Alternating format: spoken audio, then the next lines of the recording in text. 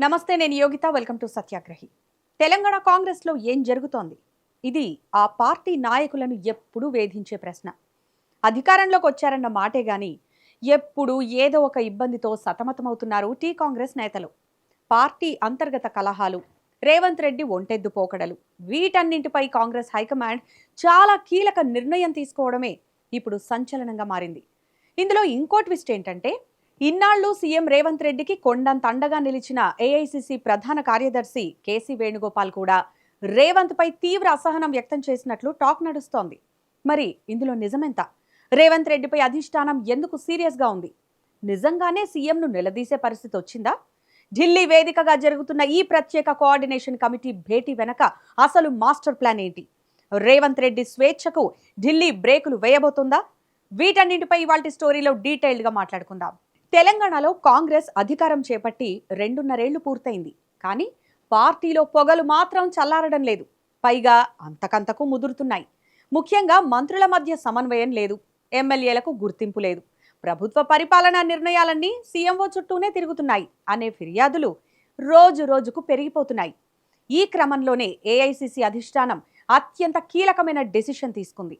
CM Revanth Reddy, deputy CM Bhatti Vikramarka, senior మంత్రులు Uttam, Damodara Rajanarasimha, TPCC అధ్యక్షుడు మహేష్ కుమార్ గౌడ్లను హుటాహుటిన ఢిల్లీకి పిలిపించుకుంది. వారందరితో ప్రత్యేక కోఆర్డినేషన్ కమిటీ సమావేశాన్ని ఏర్పాటు చేసింది. సాధారణంగా హైదరాబాద్లోని ఇలాంటి పంచాయతీలు తేలిపోతాయి.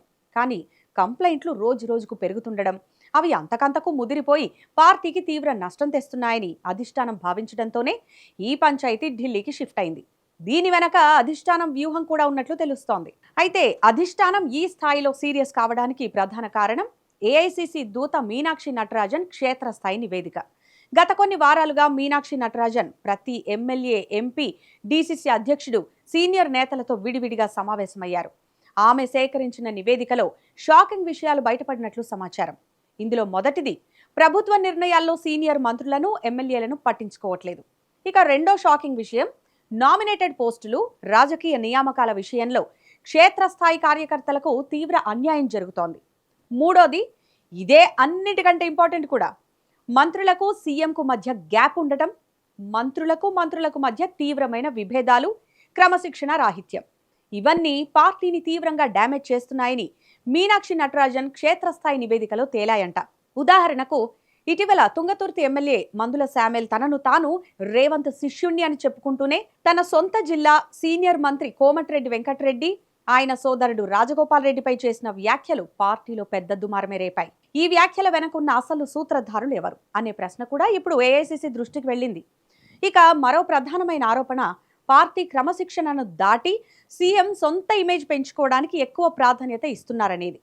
ఢిల్లీకి చెందిన ఒక సీనియర్ నాయకుడి సమాచారం ప్రకారం, ఇకపై ఏఐసీసీ అనుమతి లేకుండా రాష్ట్రంలో ఎలాంటి కీలక రాజకీయ, పరిపాలనా నిర్ణయాలు తీసుకోకుండా కొత్త మార్గదర్శకాలు సిద్ధం చేస్తోందంటే ఆ పార్టీ అధిష్టానం. దీనికి తోడు మరో ఆసక్తికరమైన, సంచలనమైన చర్చ పార్టీలో జరుగుతోంది. నామినేటెడ్ పోస్టుల భర్తీలో కార్యకర్తలకు నిరాశ మిగులుతుండగా, పొరుగు రాష్ట్రం సిఫార్సుల మేరకు కొన్ని ఎగ్జిక్యూటివ్ నియామకాలు వాయువేగంతో జరిగిపోతున్నాయనే విమర్శలు కూడా ఈ కోఆర్డినేషన్ కమిటీ ముందే బహిరంగంగా ప్రస్తావనకు వచ్చినట్లు తెలుస్తోంది. దీన్ని బట్టే పరిస్థితి ఎంత తీవ్రంగా ఉందో అర్థం చేసుకోవచ్చు. అయితే ఈ ఇష్యూలో అత్యంత సంచలనం రేకెత్తించిన అంశం ఇంకొకటి ఉంది. తెలంగాణ కాంగ్రెస్లో రేవంత్ రెడ్డి పీసీసీ అధ్యక్షుడైన నాటి నుంచి సీఎం సీట్ ఎక్కేంత వరకు ఆయనకు అత్యంత సన్నిహితంగా, కొండంత అండగా నిలిచింది AICC organising general secretary KC Venugopal. ఇది అందరికీ తెలుసు. రేవంత్ రెడ్డిపై వచ్చే ఏ ఫిర్యాదునైనా ఢిల్లీ స్థాయిలో మేనేజ్ చేయడంలో లేదా రేవంత్కు సపోర్టుగా నిలవడంలో వేణుగోపాల్ పాత్రే కీలకమన్నది బహిరంగ రహస్యం. కానీ ఎవరు ఊహించని విధంగా ఈసారి కేసీ వేణుగోపాల్ కూడా సీఎం రేవంత్ రెడ్డి తీరుపై తీవ్ర అసహనం వ్యక్తం చేసినట్లు ఢిల్లీ వర్గాల్లో బలంగా వినిపిస్తోంది. దళిత ఎమ్మెల్యేల అసంతృప్తి, సొంత ఇమేజ్ ప్రొజెక్షన్, పార్టీ నేతలను సమన్వయం చేసుకోవడంలో లోపాలు, ఈ అంశాలన్నీ స్వయంగా వేణుగోపాల్ను కూడా తీవ్ర అసహనానికి గురి చేసినట్లు తెలుస్తోంది. తన అత్యంత సన్నిహిత నేత కూడా క్లాస్ పీకే పరిస్థితి వచ్చిందంటే తెలంగాణ కాంగ్రెస్లో ఢిల్లీ అధిష్టానం పట్టు ఎంతగా బిగిస్తోందో స్పష్టమవుతోంది. మొత్తానికి పరిశీలిస్తే తెలంగాణ కాంగ్రెస్లో నిర్ణయాధికారం క్రమంగా హైదరాబాద్ నుంచి మళ్లీ ఢిల్లీకి మారుతుందనే సంకేతాలు స్పష్టంగా కనిపిస్తున్నాయి. జిల్లాల పార్టీ అధ్యక్షుల నియామకం, మంత్రుల పనితీరుపై సమీక్షలు, శాశ్వత సమన్వయ కమిటీ బలోపేతం, ఇలా ప్రతి అంశాన్ని ఇకపై ఏఐసిసి నేరుగా పర్యవేక్షించబోతోంది. ఈ కోఆర్డినేషన్ కమిటీ సమావేశం తర్వాత తెలంగాణ కాంగ్రెస్లో రేవంత్ రెడ్డికి ఉన్న ఏకఛత్రాధిపత్యం కొనసాగుతుందా, లేక అధిష్టానం విధించే కొత్త మార్గదర్శకాలతో రేవంత్ తన శైలిని మార్చుకోవాల్సి వస్తుందా అనేది రాబోయే రోజుల్లో తేలాల్సి ఉంది.